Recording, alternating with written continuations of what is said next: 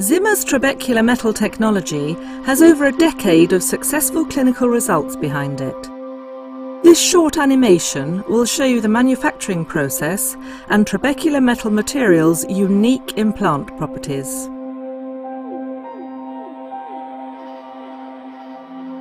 Zimmer uses a manufacturing process called chemical vapor deposition to apply elemental tantalum metal onto a vitreous carbon scaffold. Through a patented and proprietary process of controlled pressure, heat, and chemistry within a reactor, the raw tantalum metal is transformed into a tantalum-based gas. The gas uniformly permeates and deposits itself on the underlying carbon structure, where it solidifies. This creates a complex three-dimensional metallic strut configuration similar to trabecular bone.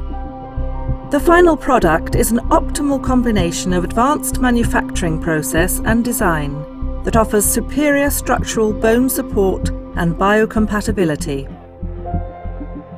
Bones come in a variety of shapes with complex structure and mechanical properties.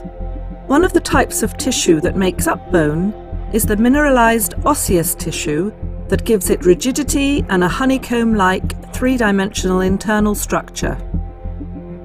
To regenerate new bone, the bone-producing cells need a framework to bind to and to attach produced bone minerals and proteins on. In the normal situation, blood clots and connective tissue fill out a space, thus creating the necessary bridge for bone growth.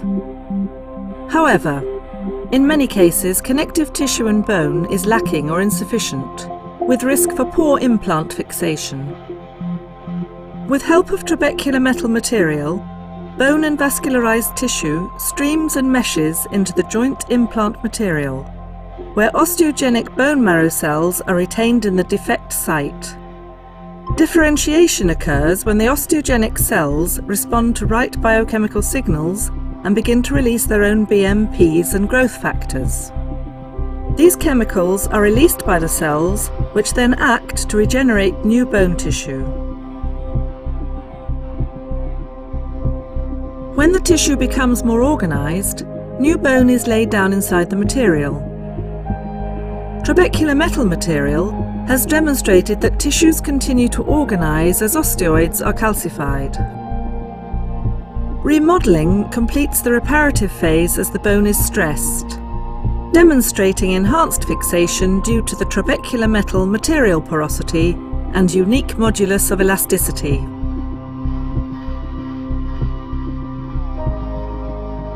Trabecular metal material simulates bone like no other material.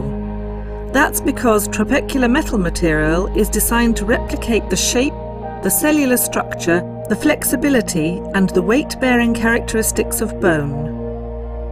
Further, it has demonstrated clinically that it can meet the specific challenges within primary and revision hip, knee, shoulder and spine surgery. Trabecular metal material is indeed the best thing next to bone.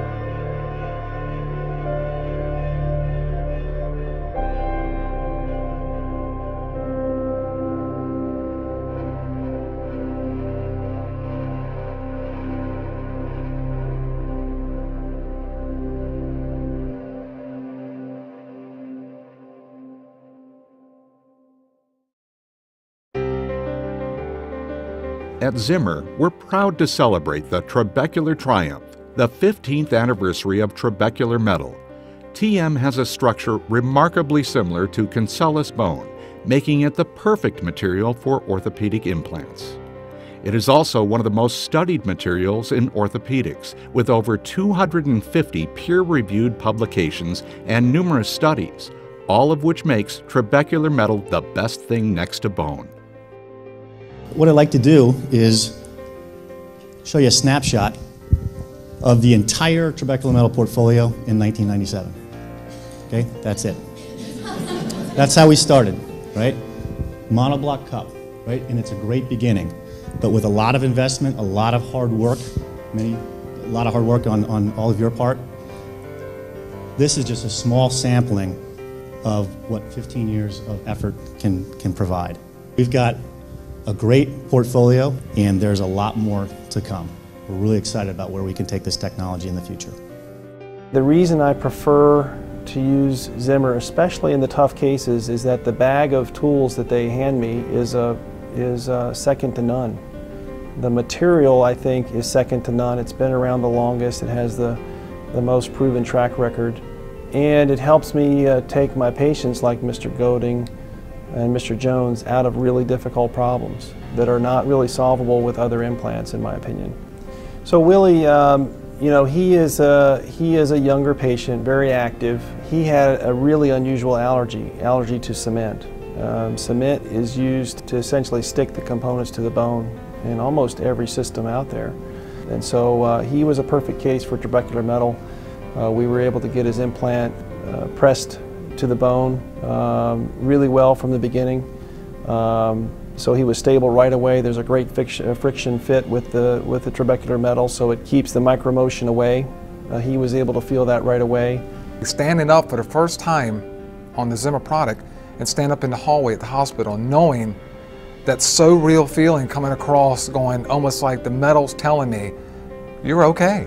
We're good to go now. We're ready to put the boots on and hit the ground and start going. For Mr. Goding, a different situation altogether. His main issue was the size and location of his tumor. So he had a cancer that was literally right behind the socket of his hip joint and actually into his hip joint a bit as well. And so by the time, you know, the first priority is to remove the cancer safely. In order to do that for Mr. Goding, there was a huge defect left behind. So the challenge in him was that we took out literally a third or more of his pelvis for the purposes of removing his cancer. And that part went well, but then you're really left with very little to work with in terms of reconstructing him and making him active. And here's the solution we came up with. We used the augments. These are neutral buttress augments for acetabular reconstruction. Here's what his reconstruction looks like. So again, here's the augments here, clamped against the iliac wing. From that we build down. Here's the cup. These are just some antibiotic beads that I put in initially.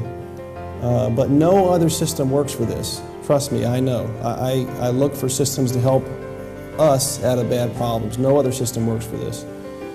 It's just a miracle, to be honest with you. I haven't taken a pain pill since I left the hospital. Whatever he did and whatever you guys do, obviously it works. What we're trying to do is to perfect this type of a technology. If you imagine this is the femur, here's a stem that goes up into the bone and it directly connects the prosthetic to the skeleton. And there's a lot of reasons why that's a good thing, but just trust me, it's a good thing. You get a lot more control, it's more energy efficient, you don't have to worry about skin breakdown, etc.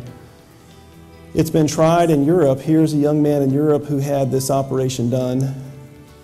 So it works great, right? I mean, you could walk past this guy and not even know it. The problem is infection, right? So if you implant something through the skin, right here, infection. It works its way up, gets into here, that all has to come out, it becomes infected. So how can you seal this off?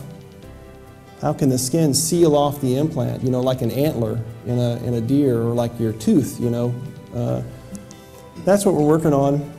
This is a dog that was found without his hind limbs in Europe, just rescued and brought to the United States. And here you can see trabecular metal. We put a post stem into the bone, trabecular metal collar. We bring the skin around that trabecular metal collar and then suture it here. And again, the goal is to try and get this to seal off so that infection doesn't get back up into the bone. Here are the dog's hind limbs, so both of them were done. That's the dog. Isn't that amazing?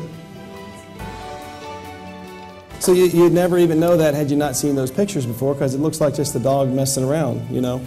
How do you know what you're doing is working? Well, everyone is imitating or trying to imitate what you do. Don't play down to your competition. You guys are 10 years or more above all these guys. Don't slow down and let them catch up. Keep doing what you're doing.